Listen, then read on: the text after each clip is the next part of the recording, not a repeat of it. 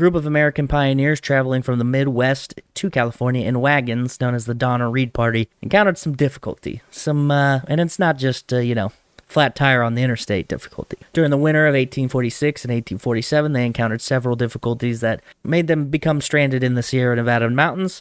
To survive, some turned to cannibalism, mainly eating those who had died from sickness, hunger, or cold. Fortunately, they also may have intentionally killed a couple people. We'll get into that. Now, how did the Donner Party end up in such a situation, and what else did they do to survive? And what can we learn from their ordeal? Discover the tragedy and true story on another episode of The Remedial Scholar.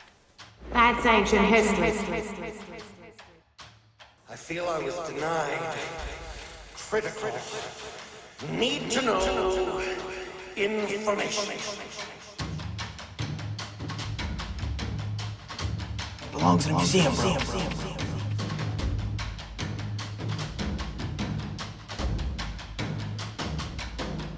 Stop skipping your remedial class. Welcome to the Remedial Scholar. I am your host, Levi. I'm so excited to have you back, and if you're new here, welcome. I love you. We're continuing this dark and dreary episode trend on the second episode in a row of some of the darker parts of American history. Last week, witches, this week, cannibals. Not that they were like cannibals by choice, unless you consider starving to death a choice, but either way, they did act in cannibalistic ways. Some of the ways they did it were also less than ideal, but, we're getting too far ahead. Firstly, some messages. Thank you to everyone who has rated and reviewed us on Apple Podcasts, Spotify, at Podchaser, or wherever else you have done so. If you haven't, it's an easy way to support us, help makes us more visible to others, and it's just a nice thing to do.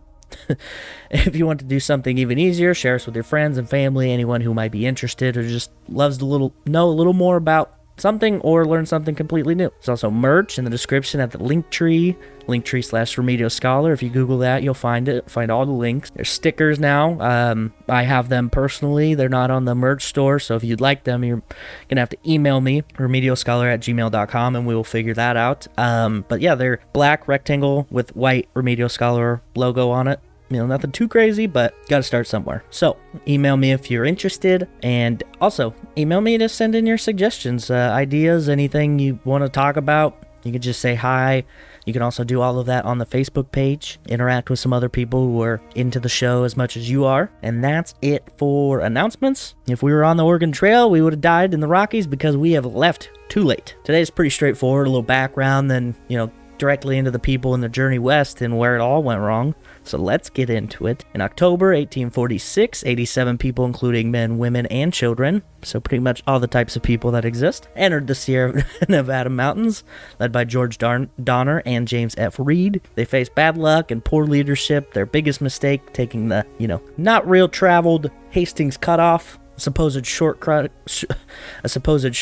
across Utah and the Great Salt Lake. This choice put them 3 weeks behind schedule, and they were already behind anyway, and that made them low on supplies due to the harsh conditions of the Great Salt Lake crossing. And weirdly enough, the guy who created the Hastings Cutoff hadn't even really traveled it fully, so and he's got his own stuff going on. So but yeah, the Donner Party, had a bunch of poor decisions and bad luck, that just marred their journey as they pushed forward. Many people relocated to Oregon and Californian territory during the 1840s from the east coast of the United States. The biggest, I think most famous example would be probably the gold rush of the 1849, right? That's where the San Francisco 49ers get their name. The only methods to get there at the time was either a lengthy sea voyage that went down and around South America or perilous excursion over land. Now, quite a few people were making this journey, and there was a route that was pretty much good, but there were some shortcuts that people were trying to figure out just to make it a little bit better,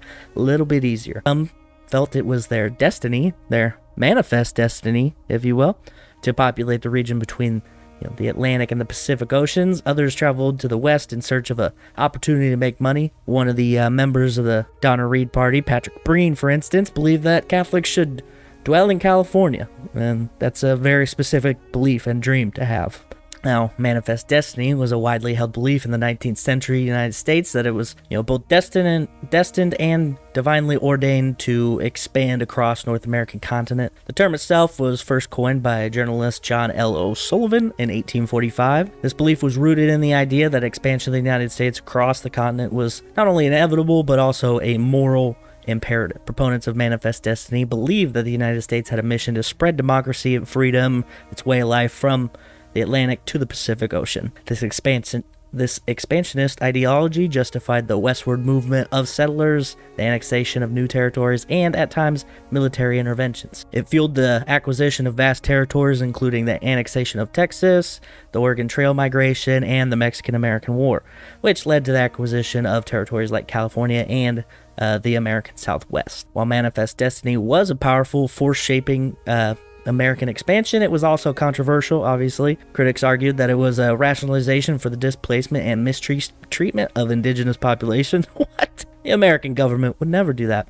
As well as the annexation of territories belonging to other nations. Most of these explorers traveled the Oregon Trail, setting out from Independence, Missouri, over the course of their 4 to 6 month expedition. They averaged about 15 miles a day, 15 miles every day, which we'll find out is actually cooking pretty good with all of the stuff you had to deal with. I don't know if you guys ever played Oregon Trail, but I mean, granted, that game doesn't take that long to play, but you know, it does take a long time, and we'll find out that the Donna Reed party slowed down way below that 15 miles a day mark, so just keep that in mind. They traveled to reach a pass called South Pass in Wyoming, which was easy for wagons to cross. They usually followed rivers from that point. After that, they had different choices for where they wanted to go, essentially. A man from Ohio, red flag, named Lansford Hastings, went to California in 1842, was really impressed by what he saw. Wrote a book called The Immigrant's Guide to Oregon and California to encourage others to come too. He suggested a shorter way to California, even though it was actually longer by 125 miles,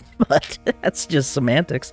This new route would take travelers through the Wasatch Range and across the Great Salt Lake Desert instead of following the usual Oregon Trail through Idaho's Snake River Plain. Lansford Hastings didn't try the shortcut until he traveled from California to Fort Bridger, a remote outpost run by Jim Bridger in Wyoming, much later. He did travel it, but also he traveled it on horse, not with a series of wagons, which I think is important to note. He stayed at the fort to try and convince others to take its path. You know, he would hand out pamphlets and things. Hastings was one of only 2 individuals, albeit neither, like I said, had used a wagon, who had traversed the southern Great Salt Lake Desert, according to documents from 1846. Most difficult portion of the journey to California was the final 100 miles across the Sierra Nevada mountains. Beautiful mountain range, but they get a little snowy. These mountains receive a lot of snow due to their proximity to the Pacific Ocean. There's storms that move across, winter storms that move across the Pacific Ocean, and as they get into California from the west, the wind direction makes a direct strike on the Sierras, leading to sharply ascending air and high snowfall rates. The Sierra Nevada mountains feature more than 500 summits that are higher than 12,000 feet. The mountain's eastern flank is quite steep as well.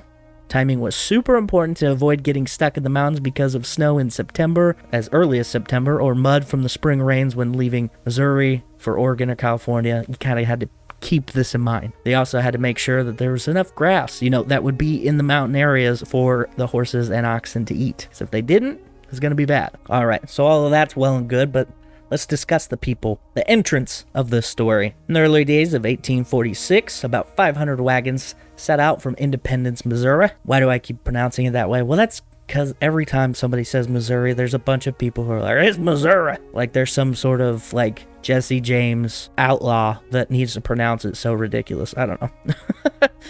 Anyway, so like I said, 500 wagons set out from Independence, heading west. Come May 12th, the Reed and Donner families, a group of 32, hitched on to the tail end of the train with 9 wagons in tow. Before their year-long stint in Texas, George Donner, a North Carolinian, pushing, almost 60, had taken his time exploring Kentucky, Indiana, and Illinois.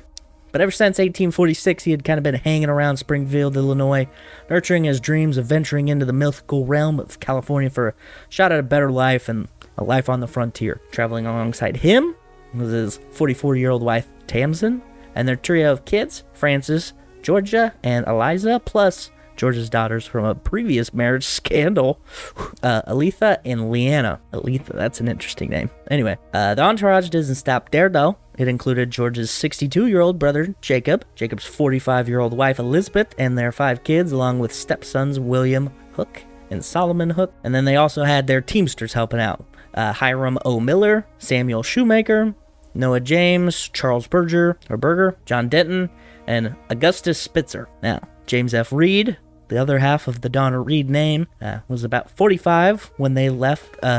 He had journeyed from Ireland to Illinois as a little kid. His mother got divorced, and they headed to America. That's a really extreme reaction to a divorce. He was accompanied by his 32-year-old wife Margaret, and Margaret had brought her mom Sarah Keyes, but she didn't make it. She succumbed to tuberculosis at Alcove Springs shortly thereafter. Now Reed was interesting. So he had a lot of turmoil going on, emotional from the death of his mother-in-law, but also financial. So that would kind of key into his life a little bit. You know, he's trying to push on to make a good life because they're so poor. It's just something to note for future reference. So Reed also had some helping hands. He had people to watch over the oxen: James Smith, Walter Heron, Milford Elliott, or Milt, and then also there was Eliza Williams and Bayless Williams, which there was the cook and the handyman for the Reed clan. The Reeds, Donners, and another family joined the group of about 50 wagons as led by William H. Russell less than a week after leaving Independence. By June 16th, they had traveled 450 miles and had another 200 miles to go before reaching Fort Laramie. You know, there was some interesting challenges, some rivers rising up due to torrential downpours, but, you know, it wasn't anything that they couldn't handle. And outside of that, everything seemed to be going pretty well. Some written accounts, both from Donner's wife, Tamsin. She had wrote some friends saying it was okay. Virginia Reed, who was James Reed's daughter, said, yeah, she remembered it pretty happy at this part of the trip. Now, during the journey, many other families had joined the group of people traveling. Like, when you got a wagon train going on, it's not just everybody's going to one final destination. There's people who are like, I'm just going to stop over here. I'm going to hang out here for a little bit. And it wasn't just like, I mean, there was a big line for the most part, but it was also like, I don't know, it was like a very lazy chain caravan, if I'm like, that's kind of one way to describe it. But anyway, so as families pick up, there's going to be a lot of names. Don't feel inclined to remember them, but there are some that will be key components, right? So the Murphys joined in. Okay, they're going to be one of the key components. Also, so the Murphy main family, and then some married daughters who bring their husbands. And then also we have a guy named William H. Eddy, and his wife, Eleanor, and then they have some kids. Now, I'm going to be saying Eddie later on. This is who I'm talking about. There's a couple people named Edward in the story, but Eddie is William H. Eddy, so if I don't make that clear, that's what's happening. Anyway, we also have Patrick Breen, who I mentioned before. He's a Iowan farmer, a farmer from Iowa. And then Patrick Dolan, a couple Patricks, right? And then Louis Kesenberg, German immigrant. And then Spitzer and Reinhardt, who also traveled with another family called the Wolfingers, a wealthy German family, German couple who also, you know, had brought a couple people of their own. So there's a big amalgamation of people going on. But these are kind of like the main components of the Donner Reed party. All right. So, as the group's traveling west, they get to where Lansford Hastings starts to leave some messages, and he's sending people out to meet on the wagon train to go, hey man, here's the thing you could do. You want to take the Hastings cutoff, buddy? So the Reeds and the Donners got one of these letters that was left by on July 12th. In the letters, Hastings told the migrants to stick together in big groups and warned them about possible trouble with both, you know, indigenous people and then also the Mexican authorities in California. But these, you know, omens that he was warning them, I think were just kind of to get his foot in the door. Because he's like, hey, also, got this cool new road. It's pretty cool. I named it myself. Cool name. Hastings Cutoff. Anyway.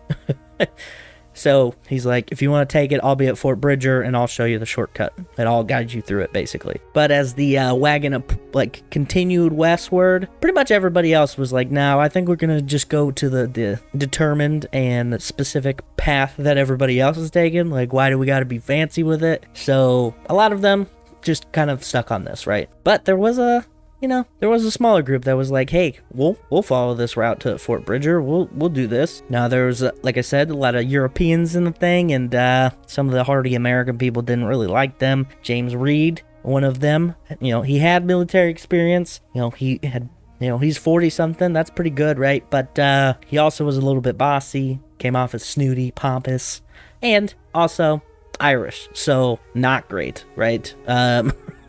Not in my opinion, but in these people's opinion. So, the committee kind of pushed towards George Donner as their leader. They liked his calm and kind nature, his experience, and also, like I said, the fact that he was American. Even though, most of these people were pretty well off, thinking about it, like, in our standards, but they weren't exactly the most rough and tumble and built for hardy journeys. So, I don't know. It honestly just seems like nobody was prepared for this at all.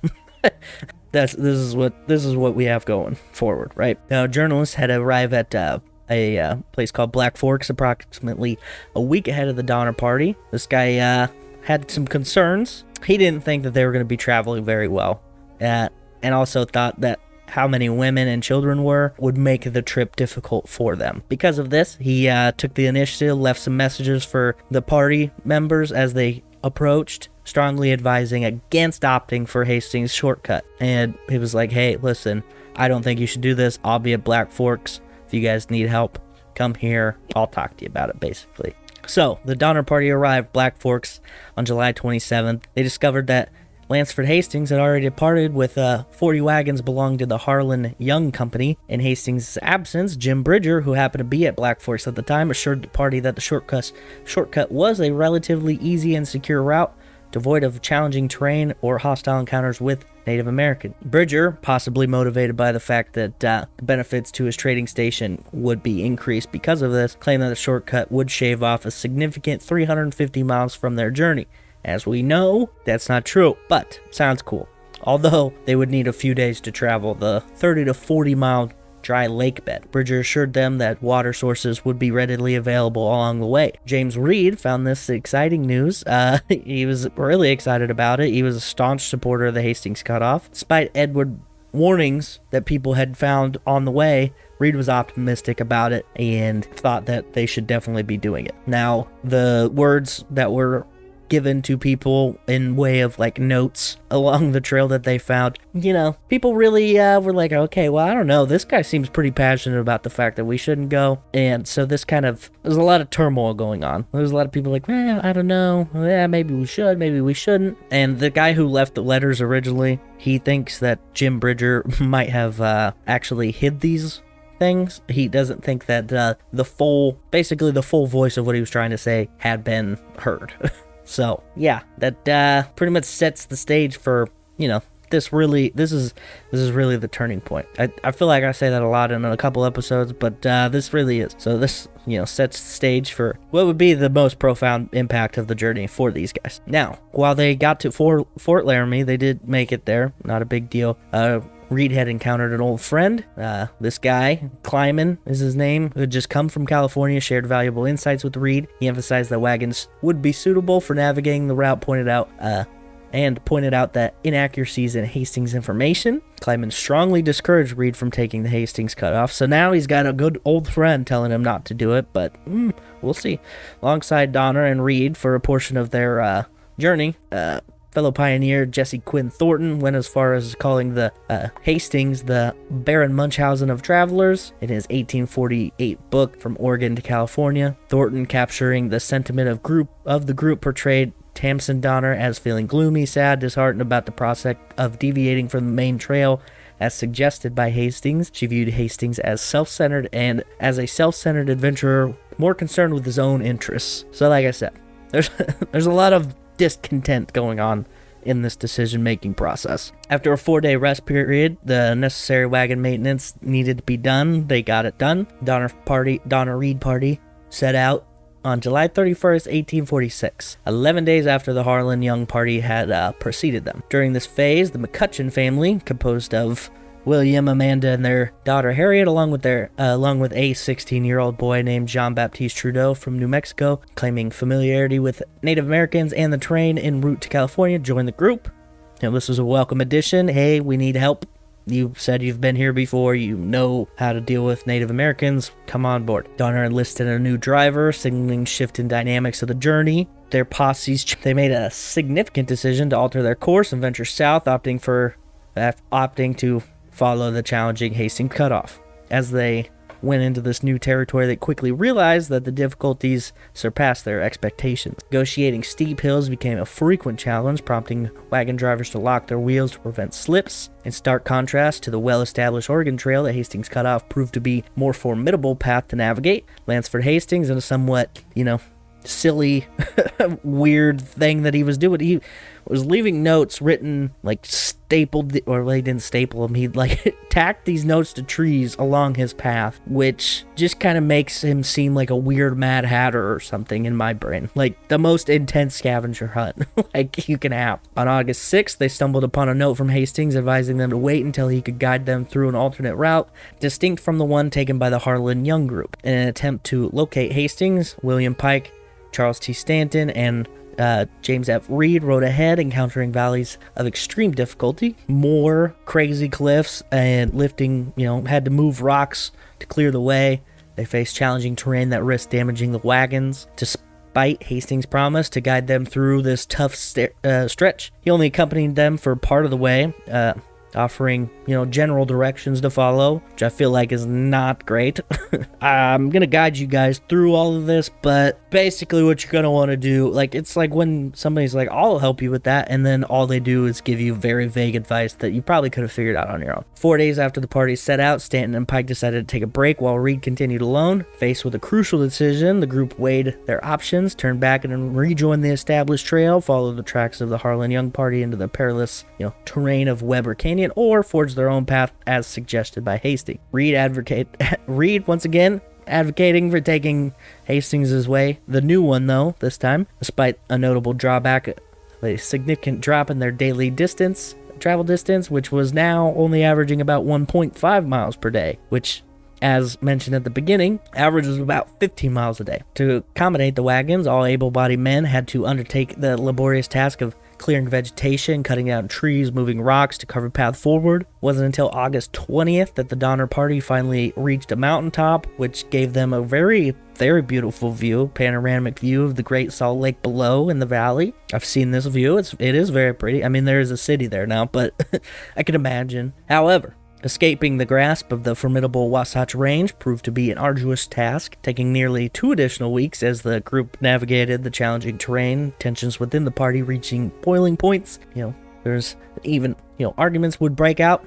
In one instance, Reed, in particular, found himself under the scrutiny of a decision to embark on the Hastings Cutoff. The situation became more dire for some of the less fortunate families, as dwindling food and supplies left them on the brink of starvation. The families probably thought they had it hard, but then they stumbled upon Stanton and Pike, who had rode ahead before, remember? And these dudes were pretty much close to eating their own horses. They hadn't yet, but they were close. Stanton and Pike, who had initially left with Reed, ended up lost on their return journey, and so that just added one more thing. Now, tragedy struck on August 25th when Luke Halloran succumbed to his consumption, further deepening the somber atmosphere within the group. A few days later, the party stumbled upon a damaged and battered letter from Hastings, its fragments hinting at the ominous challenge that lay ahead. 2 days and nights of grueling travel without grass or water faced this grim forecast. Group decided to give their oxen some much-needed rest and make preparations for the daunting journey that awaited them. It wasn't all awful, though. They had gotten some more people who had found them. The Graves family, who was one of the last to leave Missouri, had caught up to them, which was, on purpose. They wanted to find them as people hadn't heard from them in some time. So Franklin Ward Graves and Elizabeth, who's his wife, and then Mary, William, Eleanor, and a bunch of other children. And then they also had so there was a married daughter who had her husband, and then also a hired hand named John Snyder. So these guys, they all had 3 wagons and added to the group, which, was needed. Fresh blood, help out a little bit. You get the new crew kind of vibing together. After a period of respite, the party encountered a big obstacle, 1,000-foot mountain obstructing their path. Over the next 36 hours, they scaled this imposing barrier, reaching its crest and revealing a vast, desolate plain below. William Rarick, a member of the party, aptly described it as one of the most inhospitable places on Earth. The landscape was strikingly flat and covered with a layer of white salt, creating a surreal, barren vista. As their water supply dwindled and their oxen showed signs of exhaustion, the harsh reality of their predicament became undeniable.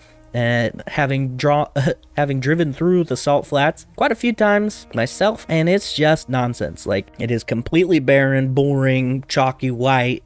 And it's wild to see at first, and it's kind of interesting, kind of cool. But then after a while, you're like, okay, can I get some green in here, please? On August 30th, the Donner Reed party found themselves compelled to press on with their journey. Salt crust covering the ground transformed into sticky quagmire as daytime heat allowed moisture to seep through, causing the wagon wheels to sink into it. Nights brought biting cold. They're in the high desert right now, so it does get pretty cold, and it's in August, so it's starting to cool down anyway. While days subjected them to scorching heat, the nights contrasted very cold. Despite catching glimpses of lakes and other wagon trains, some in the group believed they had finally left Hastings routes behind, so pretty excited. However, their optimism gave way to a harsh reality when their water supply depleted just after 3 days. Facing a dire situation, several members dismounted their oxen and scoured the desolate landscape for any trace of water. Some of the weakened animals had to be left behind, tethered to the wagons. Extreme thirst proved disastrous as 9 out of Reed's 10 oxen managed to escape. Numerous cattle and horses from other families also went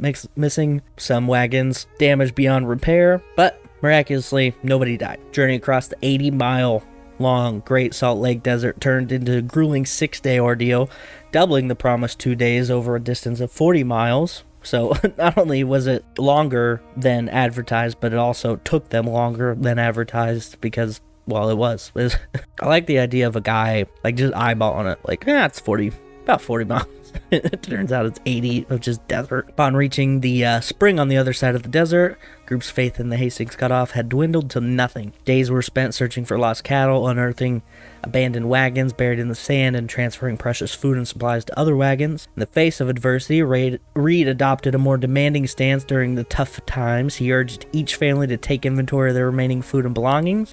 In a bid to secure additional supplies, he suggested that 2 men, William McCutcheon and Charles Stanton, embark on a journey to Sutter's Fort in California. Sutter was apparently notoriously generous, and if anybody could use a helping hand, it was this group. The duo set out and the rest of the party carried along using mixed teams of cows, oxen, and mules to pull the remaining functional carts. By mid-September, they still had another 40 miles to go, which was disheartening to say the least. Against all odds, the Donner Party demonstrated remarkable fortitude as they traveled the challenging desert terrain, weathering exhaustion and hunger that took a toll on both their cattle, oxen, and themselves. The harsh conditions seemed to relent as they made their way past the majestic Ruby Mountains. Despite reservations about Hastings and his trail, they begrudgingly adhered to it, marking a significant milestone in their tumultuous journey. And they passed the Ruby Mountains around September 26th. I've also driven through these. Basically, what they took is I-80. I mean, if you look at Interstate 80, they're on I-80 right now. Anyway, just so you know. Other reunion with the established path, guided by a stream that would later carve its identity as the Humboldt River. This stark realization that they had basically fallen behind about a month, and they were already behind anyway. Like, they left way too late. They left in May. They should have left in March. That's when everybody else was like, this is the optimum time to do it. And they're like, May's probably good. Now, they took the shortcut that added 2 months onto their thing. Now they're a month behind where they wanted to be, which is like 4 months where they should be. So that just kind of sets everything up. So the extra time spent navigating this challenging terrain, facing unforeseen obstacles, left them significantly lagging behind. Despite the setbacks, the Donner Party pressed on, determination and resilience becoming bedrock of their journey. Each step forward held both the weight of their journey, their past decisions, and their hope for a more promising future as they continued to forge ahead through the trials of their harrowing expedition. In October, new challenges, new faces even emerged for the party. The Paiute tribe had mingled with the travelers in this area. It was pretty relaxed atmospherically until they had made off with some of their oxen and horses, which, not what you want to see. They even killed a couple. So not a good start for a friendship. Can't say I'm surprised. I would steal these people's oxen too. They just seem like the most unlucky group of people to have ever gone anywhere. Things only continued to grow in stress. Small things became huge and caused fights. Continuing, this group is just ripe for just anger. There were fights breaking out. One such fight came from a pile-up that a couple wagons got caught up on one another, and John Snyder, one of the guys that was brought along by the new crew, he's relatively new here, he got real mad and started beating these oxen. And Reed was not excited about it. He was like, hey man, these are our oxen, probably shouldn't beat the crap out of them. And so this guy started beating him with he's got a whip handle and he's just hitting him over the head with it. And then Reed's wife comes in, and this guy's like, all right, I'm gonna hit you too. So he hits her, apparently, and one thing led to another, and Reed ends up stabbing this guy in the collarbone, or under the collarbone. I don't know. It's written in a couple different ways, and I don't really feel confident, but I don't like it. It reminds me of that scene in Saving Private Ryan where he gets slow stabbed, and that's the worst way you can go, I'm pretty sure. Anyway, gravity of the moment hung heavy in the air as repercussions of Reed's desperate act unfolded, marking a profound shift in the dynamics of the group's journey. Because they were now outside of American lands, they had to deal with things on their own. Unfortunately, George, the elected leader of the group, was way too far ahead to make a decision on this matter. See, the actual Donner family was about a day ahead of where these guys were. So this became this weird moment where witnesses had seen the altercation, but they also didn't like Reed as a person, so they kind of were like, we don't really know what to do.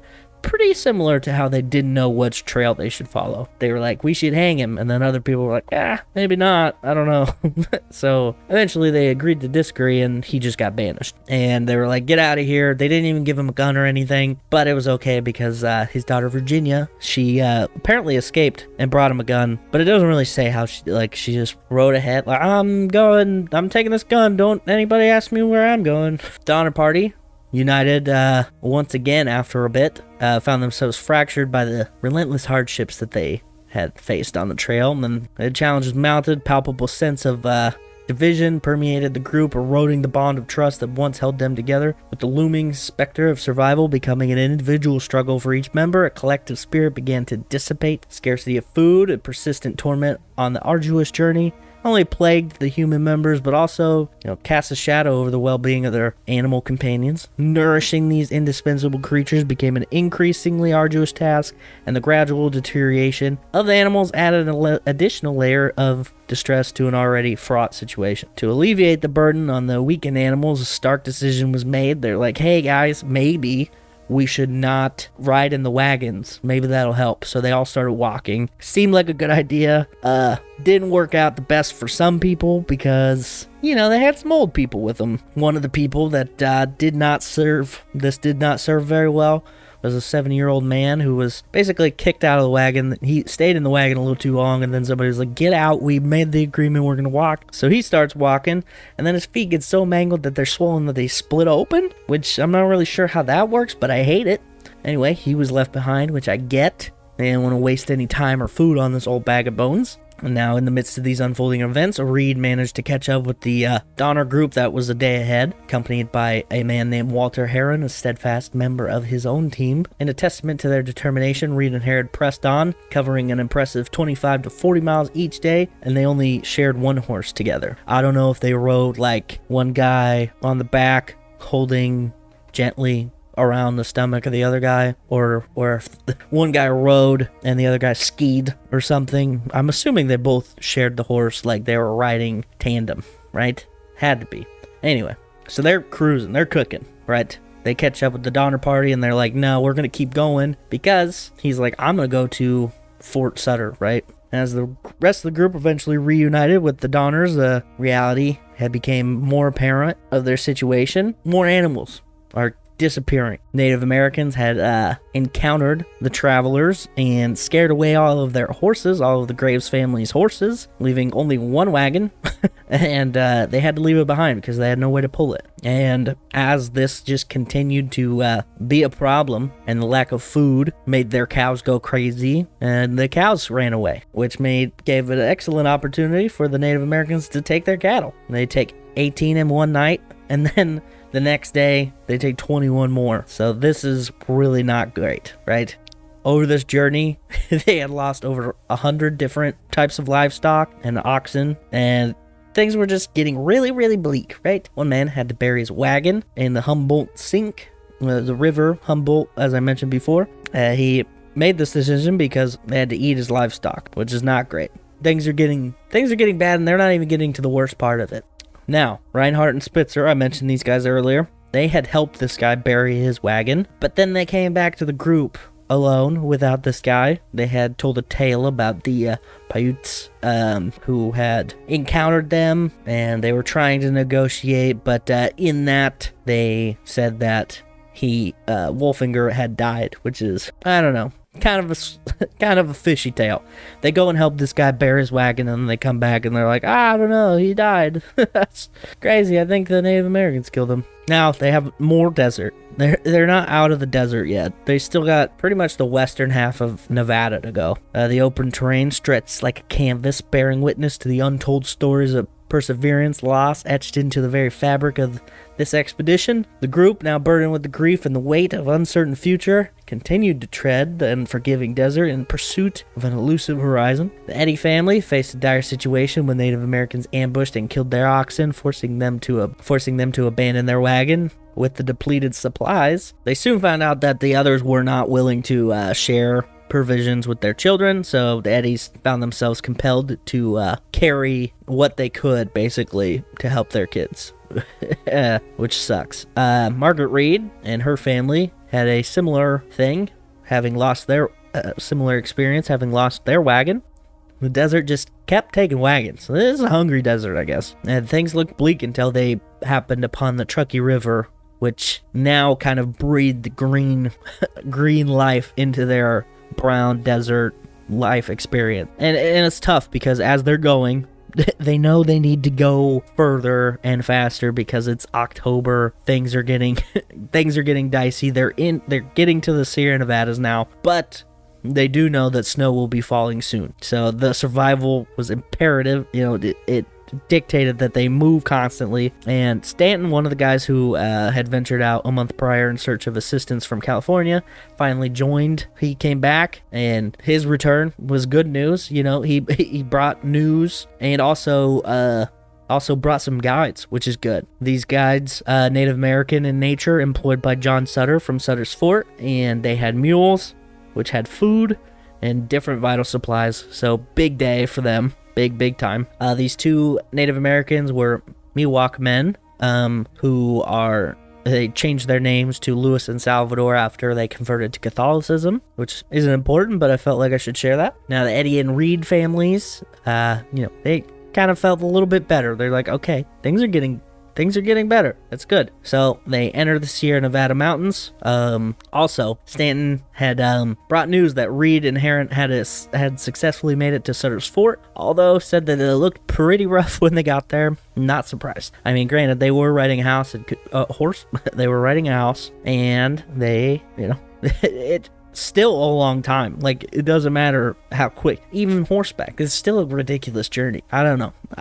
I get that it was like they had to do it to make it happen, but like if I was back then, I'd be like, no, man, I'm just gonna farm or something because this seems way too difficult.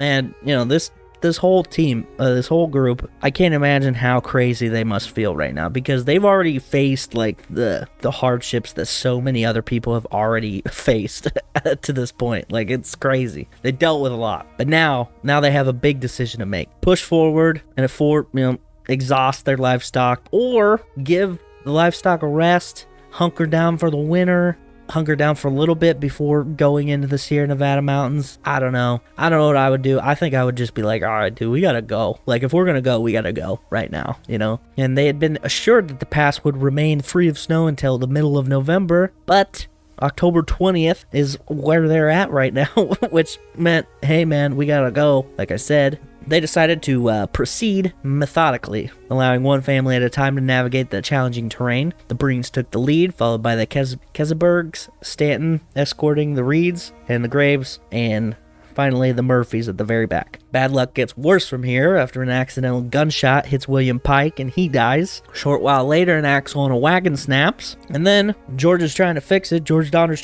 it, and then he cuts his hand. So these guys just can't win. Like, literally anything that can happen badly happens. Like, these guys are Murphy's Law incarnate. So they keep going. The Donner Party found themselves at the mercy of a relentless snowfall now. Breens, undeterred by the challenging conditions, ascended this almost 1,000-foot slope, which is pretty hardcore, and it led them to the shores of Truckee Lake, now recognized as Donner Lake, where they discovered a semblance of refuge near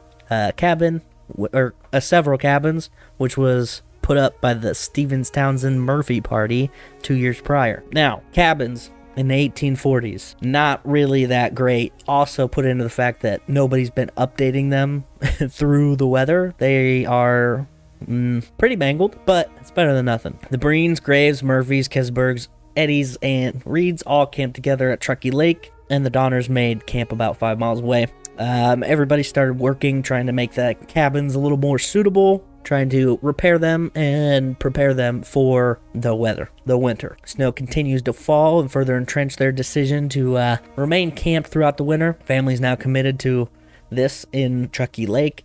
Their makeshift cabins consisted, like I said, of 3 different cabins, and they had dirt floors, nothing too crazy, no flat screen TVs or anything like that. They had to use what they could to patch holes in the roofs and the walls.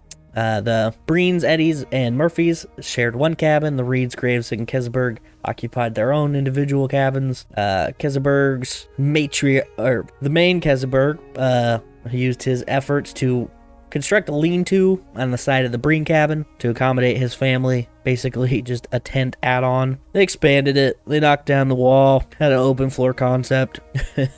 These cabins, pretty simple in nature, but, they got the job done. They had large openings, no doors. Also didn't have windows, but they didn't really need them because there was a bunch of holes in the walls. So 60 total people here. That's a lot. And the snow just keeps falling. And I read an 8-day long snowstorm, which that's a rough day. That's a real rough day for you. Or week. All of the supplies that were brought with Stanton when he returned, they were starting to dwindle pretty quick. Then cows started to die, oxen started to die. Now there was a lake, and it wasn't frozen quite yet, but they did not know how to catch lake trout, so not great. William Eddy, he's a good hunter, apparently. He's like, hey guys, I can hunt. And he had taken down a bear, which is good, but it didn't last them as long as they didn't ration this bear at all, apparently. And their provisions depleting rapidly, and the terrain becoming more and more unforgivable. It's cold and cold and cold, the wind whipping at their, exposed skin. I can't even imagine. This sounds like a nightmare. And I can't imagine what these dudes were thinking, right? They started to get real desperate. I think this is one of the parts that cracks me up a little bit. But it also kind of tells you exactly how they're feeling. They started to sell oxen to one another, and they would sell them for like crazy markups. Margaret Reed made a deal where she would pay double for what it would be worth for 3 when they got to wherever they were going. And the Eddy family made an also wild deal where they paid double for a dead ox. They are like, we'll buy that ox. And they're like, he's dead. All right, we'll pay you double.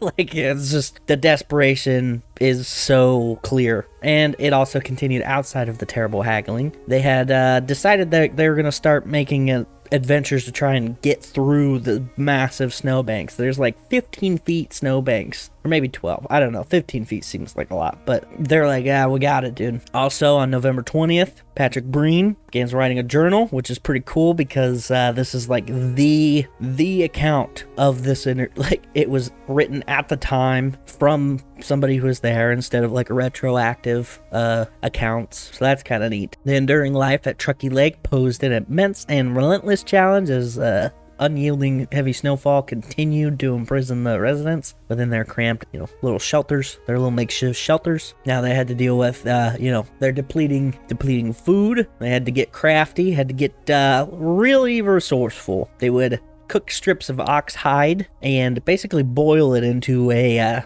jelly, and then they would eat that. And that's how you know you're getting desperate. Like, they would make soups of relatively random things. They would grind up horse and ox bones, which I guess is just jello, right? Anyway, these bones, subjected to the relentless heat, reached a brittleness that rendered them susceptible to breaking down upon chewing, which is just kind of a testament to their resourcefulness, I guess. Even got to the point where they're cutting up oxhide rugs and tearing it up and then throwing it into the fire and then eating that. So, yeah, humble meal of rug. I don't know if you guys have ever listened to people talk about like the Dust Bowls of the Great Depression, but there's like stories where they would just like chew on candle wax and pretend it was gum. This is that kind of level of like wildness to me. Like, this is some crazy stuff. They're eating rugs now. Different people around the camp had different ideas. Some of the workers, some of the hired hands were catching mice as they roamed around, but many people got real weak and pretty much just spent most of their time in their bed. As the snow continued to fall, people were less and less likely to go visit the Donners 5 miles away, which was an all-day journey at the time. So Jacob Donner had died, and 3 of their hired men had also died. One of the men, Joseph Reinhardt, confessed to killing Wolfinger, which I knew it. There was something weird about his story. Didn't like it. Anyway, George Donner, doing his best Skywalker impression at the time, his injury turning, which meant there was only 4 able-bodied men in the Donner camp to do any of the hard work. Not saying that the women couldn't do it, but nobody could. Everybody's all tired and stuff. Margaret Reed had managed to save up enough food for a Christmas pot of soup, which pleased her children. However, by January, they were at the risk of starving again. Even considered eating the hawksides that had served as their roof. They're eating rugs, now they're going to eat their roof.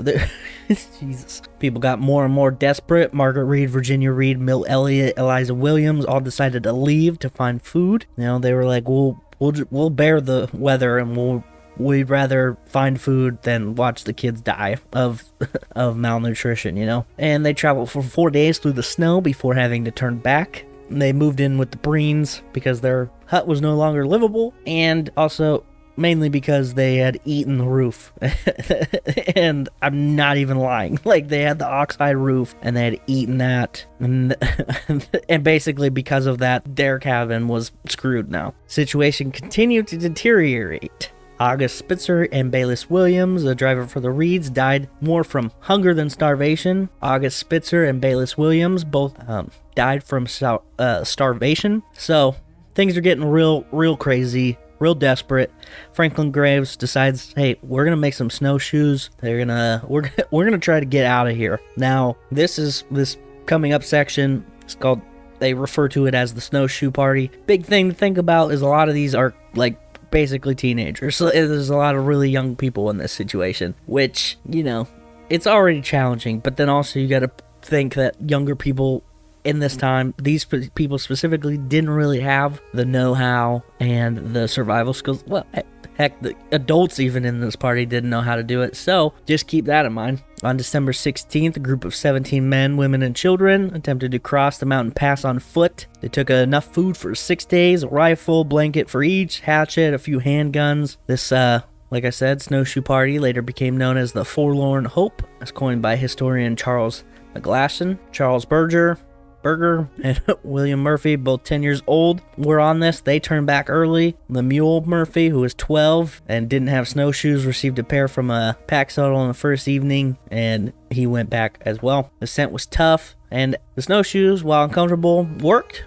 so that's cool. But group members were not well fed at all, and they were not accustomed to sleeping in, 12-foot thick snow. By the 3rd day, most of them had developed snow blindness. No sunglasses, no Ray-Bans, no shady rays or anything like that to keep them from being blind. On the 6th day, Eddie discovered his wife had hidden 1.5 pounds of bear meat in his pack, so that's cool.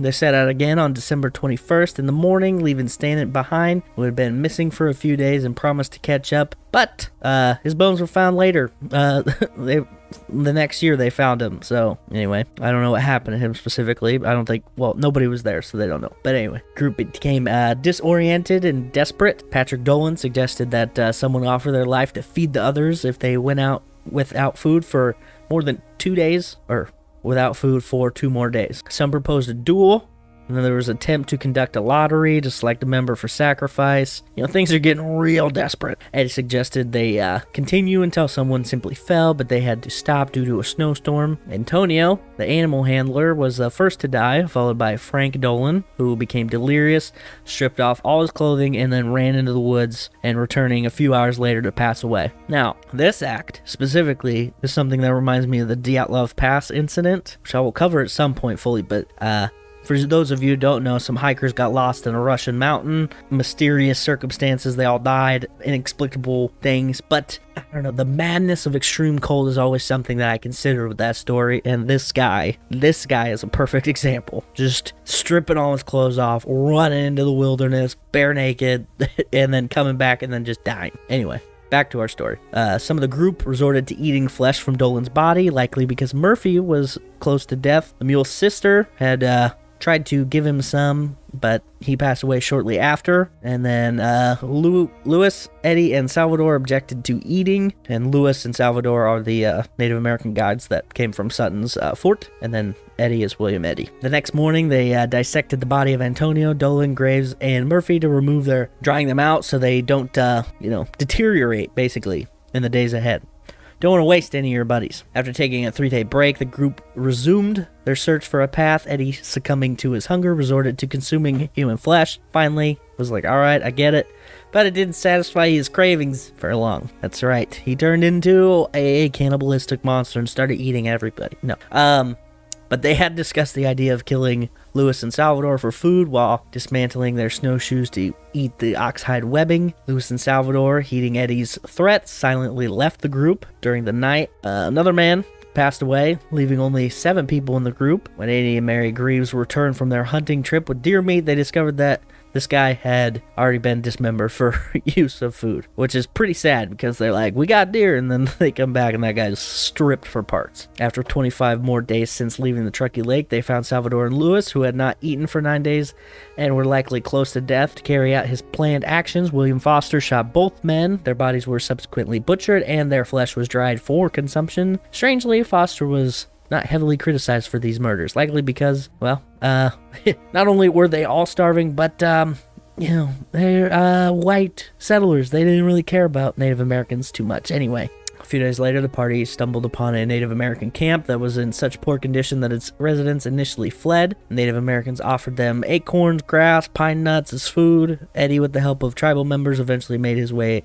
to a ranch in a small farming community on the outskirts of Sacramento Valley. On January 17th, a hastily assembled rescue team found the last 6 survivors who had traveled 33 days from Truckee Lake. Now, jumping back a little bit. In late October, James Reed made an incredible journey to Rancho Johnson after escaping the Sierra Nevada mountains. Remember, he had left ahead of everybody else. He found safety and was recovering at Sutter's Fort. But his worry for his friends and family grew with every passing day, so he's pleading with Colonel John C. Fremont to gather a group of soldiers to help his loved ones cross the treacherous pass. To convince Fremont, Reed agreed to join his army and participate in the Mexican-American War. McCutcheon, who couldn't return with Stanton, and a few members of the Harlan Young party decided to accompany Reed. The Harlan Young wagon train, the last one to cross the Sierra Nevada that season, reached Sutter's Fort on October 8th. They hoped to find the Donners group on the western side of the mountain near Bear River before challenging climb to Immigrant Gap. The Donner group, consisting of about 12 men and 30 horses, had food supplies. When they arrived at the river valley, only a pioneer couple who had become separate from their group, were close to starving, was there to greet them. Despite facing a betrayal by 2 guides and losing some horses, Reed and McCutcheon continued on foot for the final mile to Yuba Bottoms. Around the same time, the Breens made a final attempt to cross the pass from the east, Reed and McCutcheon gazed up at Immigrant Gap, just 12 miles away, but it was blocked by snow. So they returned to Sutter's Fort. Now, during the Mexican-American War, most of the able-bodied men in California were serving in the military. For example, Colonel Fremont's troops were busy trying to capture Santa Barbara. This war made life difficult in the region. Roads were blocked, communication was limited, and supplies were scarce. When they asked for volunteers to help for the Donner Party, only 3 men stepped forward. James Reed, due to local issues and misunderstanding, was delayed in San Jose until February. During this time, he spoke with friends and fellow explorers, leading San Jose residents to petition the United States Navy for assistance at Truckee Lake. Revelation of cannibalism among some of the snowshoe party members was reported in 2 local newspapers, stirring compassion for those still stranded. Many new immigrants in Yerba Buena contributed $1,300, which is equivalent to about $40,800 in 2022 dollars, and organized relief efforts, establishing 2 supply camps to aid the rescue mission. On February 4th, a rescue team including William Eddy left the Sacramento Valley. They faced delays due to a flooded river and bad weather, while some of them steadily moved through the snow and towards Truckee Lake, storing food along the way to avoid carrying it at all. Eddy set up camp at Bear Valley. 3 members of the rescue team turned back, but 7 continued. February 18th, 7-man rescue team reached Fremont Pass, now Donner Pass. As they approached the predicted location of the cabins, they shouted out. Mrs. Murphy, looking out from a hole in the snow, asked, "Are you men from California, or do you come from heaven?" The rescue team provided only small amounts of food to prevent starving refugees from overeating. Every dwelling was buried under snow, and the smell of rotting wet oxide roofing was overwhelming. The remains of 13 camp residents who had passed away were found haphazardly covered in snow near the hut, or the hut roof, I guess. Some of the survivors displayed signs of emotional instability, obviously. 3 members of the rescue team undertook a challenging journey, carrying 4 malnourished children and 3 adults on a 3-mile trip to reach the Donner Party. Leanna Donner later described the day's journey from Alder Creek to Truckee Lake as an incredibly painful and beyond words, which, it's a little ironic because she described it as a dumb joke. Anyway, George Donner, immobilized by gangrene, had his arm rendered motionless. 23 individuals were chosen for the rescue mission, while 12 were left at Alder Creek. 21 stayed at a cottage near Truckee Lake to conceal the location of the snowshoe party. The rescuers informed the stranded migrants that they were frostbitten and unable to return. As the snowdrifts became too perilous, Patty and Tommy Reed couldn't proceed, and no one had the strength to carry them. Margaret Reed faced the heart-wrenching decision of allowing her 2 most vulnerable children to be taken back to Truckee Lake without a parent, while accompanying her 2 older children to Bear Valley. Making the solemn Masonic oath, Aquila Glover promised to return for her children, and Patty, acknowledging the uncertainty, told her mother, "Well, mother, if you never see me again, do the best you can." Jeez. Upon their return to the lake, the Breens initially resisted letting the children into the cabin, relenting only when more food was provided by Glover. First food cache had been pillaged by animals, leaving the rescue team without sustenance for 4 days. On the hill ascent, John Denton struggled, eventually collapsing into unconsciousness and fell into a coma. Ada Kesingberg's passing left her grief-stricken mother reluctant to part with the child's body. Rescuers grew deeply concerned about the children's survival after enduring numerous days of perilous travel through the hazardous terrain. To the astonishment of the rescue party, some survivors resorted to eating the buckskin fringe from one rescuer's pants. I bet that was a shock. And they're like, "What? Stop eating my pants. Get out of here." As they descended from the highlands, they encountered James Reed and the subsequent rescue team. When Margaret heard Reed's voice, she collapsed in the snow, overcome with emotion, I bet. Sadly, William Hook, Jacob Donner's stepson, could not control himself, raided the food supplies, and he ate until he died, which is crazy. Others continued on to Sutter's Fort. Virginia Reed, who experienced so much hardship, who had just turned 13, and as most 13s have done in this, I feel like in every episode, there's 13-year-olds that are getting married.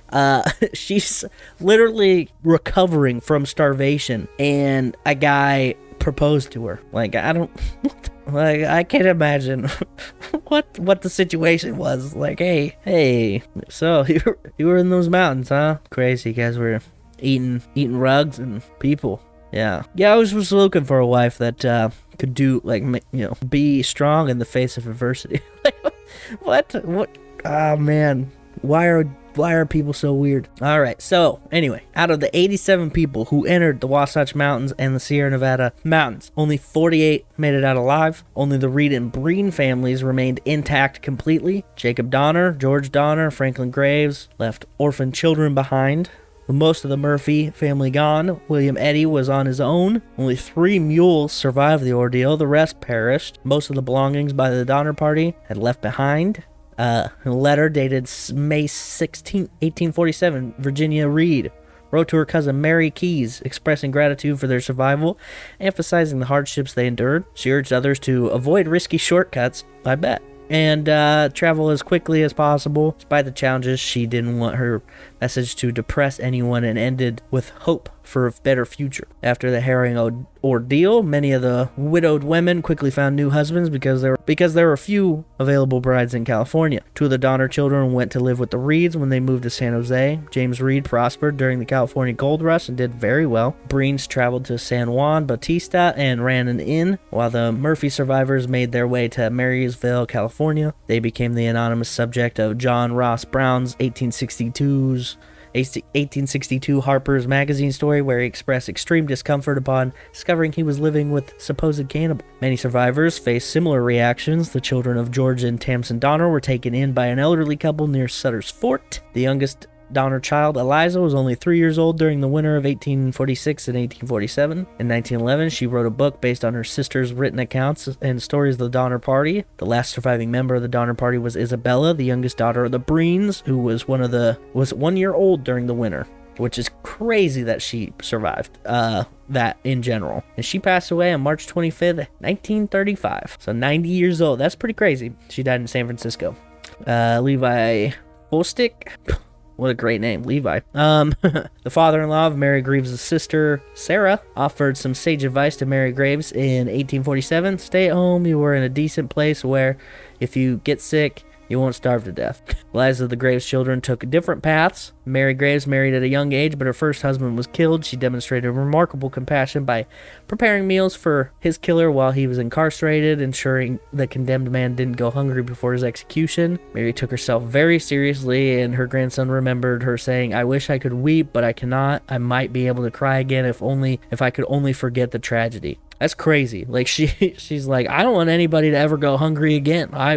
This guy killed my husband, and I will make him food. I do not care. That's wild. Her brother William led a varied life, working numerous jobs, and was seen as an eccentric and irascible, which is such a very vivid description by his nieces. He was buried in Calistoga after his passing in 1907. Nancy Graves, who was 9 years old during the winter of 1846-1847, was approached by historians about her role in the incident, but flatly denied any knowledge of it. Just some repressed memories going on there. According to reports, she never fully recovered from her involvement in her mother and brother's actions. In California, William Eddy remarried and started a family. He had once threatened to kill Louis Kissenberg, but James Reed and Edwin Bryant intervened to stop him. First account of the incident was written by J. Quinn Thornton, who used Reed's recollections a year after Eddy had shared his own experiences with him. Eddy passed away on December 24th, 1859 in Petaluma. Kissenberg faced legal troubles when he sued several rescue party members for defamation after they accused him of killing Tamsin Donner. The judge imposed a symbolic $1 fine on him, but also ordered him to cover court fees. 1847 narrative published in the California Star depicted Kissenberg's action as the salvage party's attempt to lynch him in horrifying terms. It was claimed that he showed a preference for consuming human flesh. Charles McGlashlin gathered enough evidence to charge Kissenberg with killing Tamsin Donner, but after speaking with him, he came to a different conclusion. Eliza Donner, Houghton, also saw Kissenberg as blameless. As he grew older, Kissenberg became increasingly reclusive, and he was viewed as a pariah and faced frequent threats. He once confessed to McGlashlin, saying, "I frequently think that the Almighty has chosen me among all of the men on the face of the globe to test limits of human endurance." The aftermath of the Donner Party's ordeal was truly gruesome and heartbreaking. In late June of 1847, the Mormon battalion, led by General Stephen W. Kearny, buried the bodies found and burnt the remaining 2 cabins. Sidebar for my Nebraska peeps, General Kearney is the namesake of Fort Kearney, and of course Kearney as well. For those of you who don't know, that is my hometown. I did not realize that it had ties to the Donner Party. And maybe that's why we learned about it so early. I remember specifically learning about it in, like, I'm pretty sure it was like 3rd or 4th grade. I don't know why. What do I need to know about cannibals for? Anyway, General Kearney's command oversaw the gathering and burial of bones in a trench originally dug for food cache inside one of the cottages. Major Swords, which, great name, was in charge of this process. As these duties to the deceased were carried out, Major Swords actually was the one who ended up ordering the cabins to be burnt. But he was assigned by General Kearney, and yeah, you get it. Anyway, this attempt was to pretty much erase the event from the landscape. About 8 or 10 kilometers away, George Donner's body was discovered wrapped in a sheet. Shortly thereafter, they buried him. Samuel Brennan, a journalist in the Elder Church of Jesus Christ of Latter-day Saints, met the salvage team as they descended from the pass with Keseberg to spread the word of the Donner Party's fate eastward. News of the incident first reached New York City in July of 1847. That's crazy. Like, that they knew about it in the winter still on the West Coast, but the time they couldn't just go, "Hey, man," like that's wild. That's wild to think about. Like, I get it.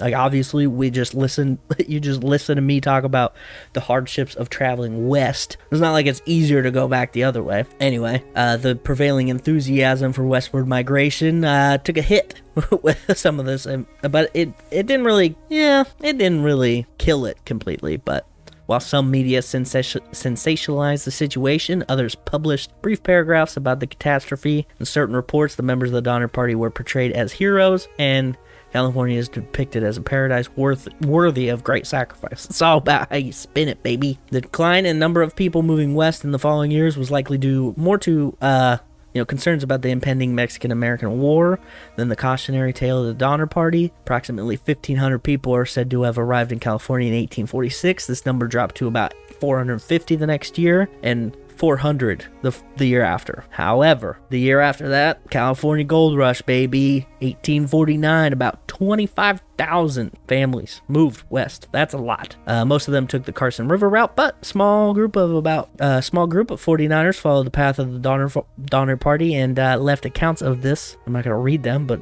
that if you want to check it out, you can. Over the years, a few people crossed the path and discovered bones, various relics, and the cabin once occupied by the Reed and Graves family. In 1891, a hidden cash stash was found beside the lake, likely buried by Mrs. Graves, who was part of the Second Relief. Lansford Hastings, who played a role in the catastrophe, received death threats, obviously, and when questioned about the challenges the Donner Reed Party faced, he could only express regret, saying that he was very sorry and had meant well, which I get it. I sympathize with him, but that is crazy. Donner Party's story remains a poignant and cautionary tale in American history, and that's it for the actual tale, but I want to reflect on some of the lessons learned by the tragedy of the Donner Reed Party. The decision of the Donner Reed Party to take the Lansford Hastings shortcut through the Sierra Nevada mountains stemmed from an overestimation of their abilities and a sense of urgency. This cautionary tale underscores the dangers of underestimating challenges and emphasizes the need to thoroughly assess risks before embarking on a journey, and also leaving on time. Be punctual. In the face of extreme adversity, the survivors of the Donner Reed Party showcased exceptional adaptability and resourcefulness, from crafting makeshift shelters to exploring unconventional resources of sustenance, eating rugs. That's a good one. Their narrative underscores the innate human ability to innovate and improvise, adapt, and overcome, as Bear Grylls likes to say. The survival of the Donner Reed Party relied heavily on the unity and cooperation among its members. During moments of crisis, individuals rallied together, sharing resources and providing emotional support. This highlights the significance of community and cooperation overcoming challenges. Donner Reed Party endured unimaginable hardships, including severe cold, starvation, heartbreaking loss of loved ones. Their story stands as a testament to the resilience of the human spirit, showcasing the ability to persevere through even the darkest of times. The ill-fated decision to take an untested shortcut underscores the crucial importance of meticulous planning and preparation. Sufficient provisions, thorough research, contingency planning emerge as crucial elements when undertaking challenging journeys, whether it was, in the 19th century or today. Proper planning prevents poor performance. The pioneers' unwavering trust in leaders like Lansford Hastings, whose advice ultimately led them astray, serves as a reminder to critically evaluate, verify information, especially in those situations where lives are at stake. Blindly following leaders without questioning their expertise or motives can yield dire consequences. I will say, I won't put the blame squarely on Hastings. These guys just did not know what they were doing. Like, the Donna Reed party just seems wildly unprepared. I don't know. It's not great. But nobody in this story did great, but anyway, Donner Party's narrative illuminates the formidable power of nature, underscores the need for profound respect for the environment. Understanding and adapting to the natural world become essential when venturing into uncharted territories, and the choices made by them left an enduring impact on their lives and shaped the course of American history. Their story serves as a reminder that seemingly small individual decisions can have a profound and far-reaching consequences. Snowballing effect, I mean, seriously. In essence, the tragic journey of the Donna Reed Party serves as a cautionary tale about the intricacies of human decision-making and the indomitable strength of the human spirit, and the significance of resilience and cooperation in the face of adversity. It encourages us to reflect on the choices we make, the risks we undertake, and the enduring power of the human will to survive and rebuild. And that's it for the Donna Reed Party. Always wanted to learn more about this story, and what a gnarly story it is. And there's a lot, but next week, I'm bringing it darkest and most gnarly story we have yet. I hope you're ready. It's gonna be a monster of a story, a real devious one. Helen Keller, what's her deal anyway? Is she even real? Who knows? But that's who we're talking about next week. I'm pretty excited about that one. There's so much to know about something. It does seem impossible, but now, after listening to the Donna Reed Party story, is anything impossible? If they can survive in the Sierra Nevada mountains, surely a lady who can't hear or see or talk can learn how to do stuff, So anyway, I just want to thank every single one of you for taking the time to listen to this. And thank you for everybody who continues to review us on all the things. Share us wherever you can. Your support means the world to me. I appreciate it. You let me get on my soapbox every week and talk about the fascinating stories that I find interesting. If you have a story that you're like, I want to know about this, email me at remedialscholar@gmail.com. Go to the Facebook, comment. Go to the Facebook group, comment. Do all the things. Share us with your friends. A little bit goes a long way in that way. So yeah, anyway, until next time, thank you. Bye.